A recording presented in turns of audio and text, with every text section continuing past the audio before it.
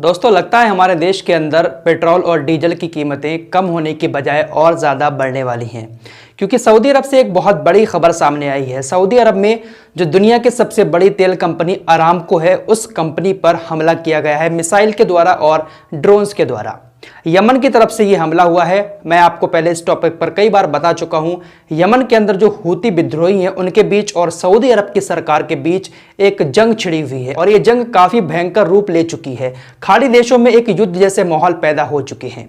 अल जजीरा की रिपोर्ट के मुताबिक यमन के हूती विद्रोहियों ने कल सऊदी अरब की अरामको कंपनी पर 14 ड्रोन और 8 बैलिस्टिक मिसाइल से हमला किया, जिसके बाद काफी सारा नुकसान सऊदी अरब की अरामको कंपनी को हुआ है।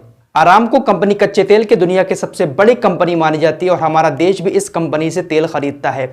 हमारे देश में 80% जो कच्चा तेल आता है वो खाड़ी देशों से ही आता है और सबसे ज्यादा कच्चा तेल अरामको कंपनी से ही आता है। आपको बता दें कि जिस कच्चे तेल की कीमत $64 प्रति बैरक थी, वो अचानक से बढ़कर $70.72 प्रति बैरक हो गई है। तो इसका सीधा सीधा असर हमारे देश के ऊपर भी पड़ने वाला है।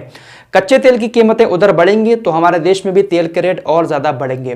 वैसे मैंने कल आपको बताया था कि हमारे देश की सरकार ने 2020 में $19 प्रति बैरक का काफी सारा कच्चा तेल खरीदकर स्टॉक किया हुआ है। तो अगर सरकार उस तेल को स्टॉक से निकालकर हमारे देश की जनता तक पहुंचा दे तो हो सकता है कि हमारे देश के अंदर पेट्रोल डीजल की कीमतें कम हो जाएं, काफी हद तक कम हो सकती हैं। सऊदी अरब के पेट्रोलियम मंत्री ने भी यही कहा है कि भारत ने जो तेल इकट्ठा करके रखा हुआ है इमरजेंसी जैसी सिचुएशन के लिए, बहुत सारा तेल इकट्ठा किया हुआ है और बहुत सस्ते दामों में किया है, तो उसको निकालकर भारत अपने देश के अंदर पेट्रोल डीजल की कीमतें कम कर सकता है। लेकिन देखने वाली बात यह होगी कि अगर इस हमले का असर वहां पर हुआ है तो हमारे देश के अंदर इसका असर ना हो, वहां पर तेल के रेट बढ़े तो हमारे देश की सरकार यहां पर तेल के रेट ना बढ़ा दे। फिलहाल ये जंग बहुत ही ज्यादा भयंकर रूप लेती जा रही है।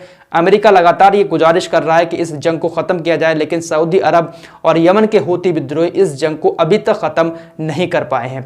सऊदी अरब इधर से हमले करता है, उधर से यमन हमले करता है। हूती विद्रोही किसे कहते हैं, पिछले वीडियो में बहुत सारे लोगों ने सवाल पूछा था। तो ये शिया लोग हैं जो सऊदी अरब के ऊपर हमला कर रहे हैं, इनको हूती विद्रोही कहा जा रहा है।